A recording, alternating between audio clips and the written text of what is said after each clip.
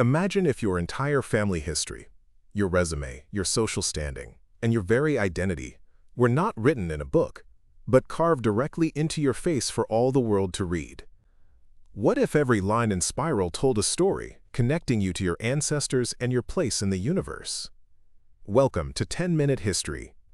I'm your host, Jake Sullivan, and today we're diving deep into the world of Ta Moko, the sacred tattoo tradition of the Maori people of Aotearoa, or New Zealand. This is not just a story about body art. It's a story of a living language etched in skin, a tradition born from myth, driven to the brink of extinction, and now experiencing a powerful, breathtaking revival. To understand Ta Moko, you first have to understand that it is fundamentally different from the tattoos most of us are familiar with. The word tattoo itself comes from the Polynesian word tatau. But while Maori ancestors brought this practice with them when they journeyed to Aotearoa around the year 1300, they evolved it into something entirely unique. Instead of just puncturing the skin with a needle or a comb, Maori artists developed a new technique using tiny chisels called uhi, often made from albatross wing bone. These tools were used to literally carve grooves into the skin. Pigment was then rubbed into the wound, and when it healed, it left not just a colored mark, but a textured scar. The skin was sculpted. This method created the stunning, curvilinear spirals and flowing lines that define Ta Moko, and it all began with a story from the spirit world. According to Maori mythology, the art of Moko was a divine gift. The story tells of a young chief named Mataora who lived in the mortal world. He fell in love with Newareka, a spirit woman from the underworld, known as Rarohenga. But in a fit of rage, Mataora struck his wife, and she fled back to her spirit home. Filled with remorse, Mataora journeyed to the underworld to win her back. When he arrived, his face was decorated with temporary paint, the custom in the mortal world.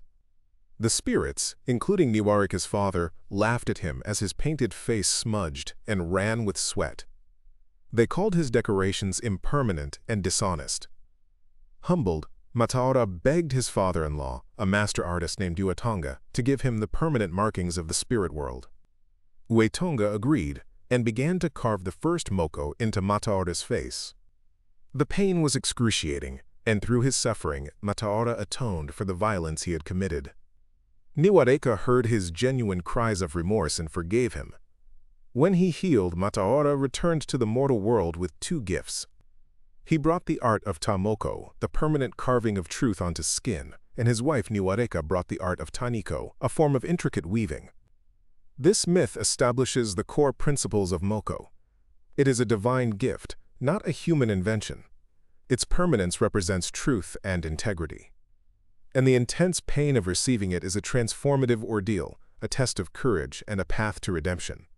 With this spiritual foundation, Ta Moko became a cornerstone of pre-colonial Maori society. It was anything but decorative. Its primary purpose was to display a person's wakapapa, their genealogy. A moko was a living family tree. Specific lines and spirals were inherited, signifying descent from a famous ancestor or connection to a specific tribe, known as an IWI, and subtribe, or hapu. When two chiefs met, they could literally read each other's faces to understand their rank, their connections, and their history. The face was divided into zones.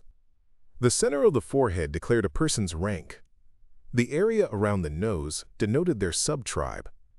The cheeks described their profession, and the chin signified their mana, a core concept of spiritual power and prestige.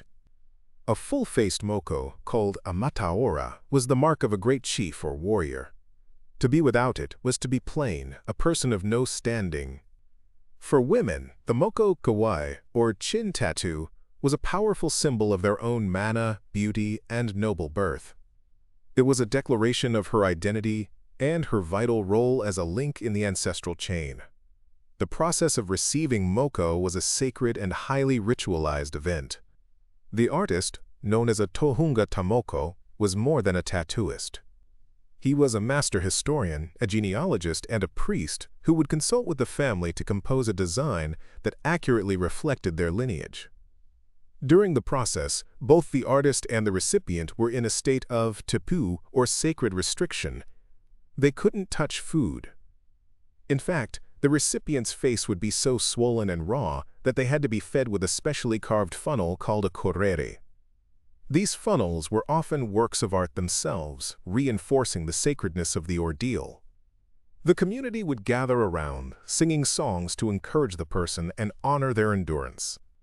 But here is where this incredible story takes a dark and tragic turn. With the arrival of Europeans in the late 18th and early 19th centuries, one item completely destabilized Maori society: the musket.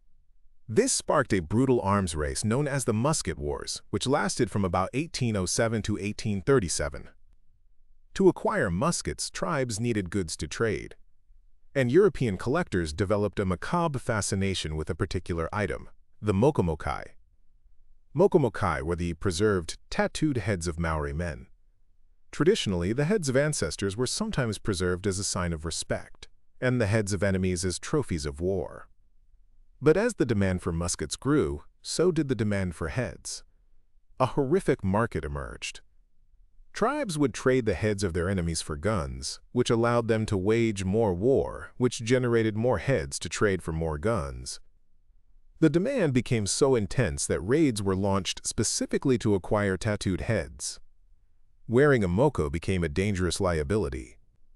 In the most perverse twist, some tribes would capture slaves, carve a meaningless moko onto their faces, and then kill them simply to create a product for trade. Hundreds, if not thousands, of these ancestral heads were sold and shipped to museums and private collections all over the world. After the Musket Wars and the signing of the Treaty of Waitangi in 1840, a new threat to Ta Moko emerged. Colonial administrators and Christian missionaries saw the practice as a barbaric, pagan relic. They actively worked to suppress it, viewing it as a symbol of the savage past that needed to be erased. Under this immense pressure, the practice went into a steep decline. The application of the male full-faced Mataora had all but stopped by the early 20th century.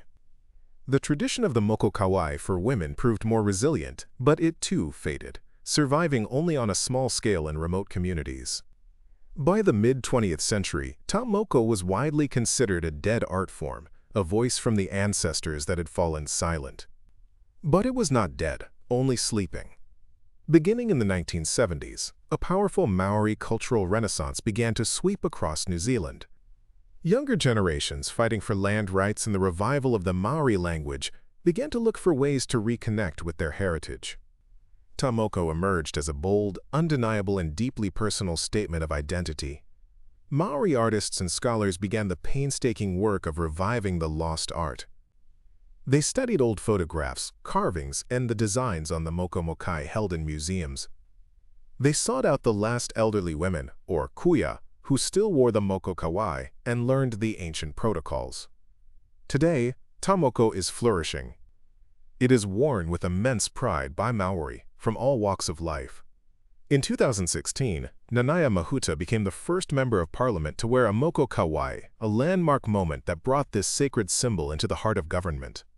In 2021, news anchor Oriini Kaipara made international headlines as the first person with a Mokomokai to present a primetime news bulletin. Doctors, lawyers, professors, and soldiers now wear their moko as a public declaration that one can be a modern professional and, unequivocally, Maori. With this revival has come an important and respectful distinction. The term Ta Moko is reserved for those with Maori genealogy or Wakapapa. The design tells the story of their specific ancestry. For non-Maori who admire the art form, Maori artists created the term Kirituhi, which translates to skin writing. Kirituhi uses Maori design elements and aesthetics, but it does not carry the specific genealogical meaning. It is an invitation to appreciate the culture, not appropriate it. This revival has also included a spiritual mission, the repatriation of the Mokomokai. For decades, the National Museum of New Zealand has been working to bring these ancestors home from museums around the globe. From a Maori perspective, these are not artifacts. They are relatives, lost and far from home. Bringing them back to be laid to rest with dignity is a vital act of healing the wounds of a dark colonial past. The story of Ta Moko is a profound lesson in cultural survival. It is a tradition that was born from myth, became a language of identity, was commodified and suppressed, and has returned with more power and visibility than ever before. Like the koru, the unfurling spiral fern that is its most common motif, Ta Moko represents new life, growth, and the enduring strength of a people determined to carry the story of their ancestors into the future. It is an unbroken spiral written not on paper but on the living skin of its descendants. So what are your thoughts on this? Let us know down in the comments. If you found this interesting or learned something new, please give this video a like, and don't forget to subscribe to 10-Minute History for more deep dives. Thanks for listening.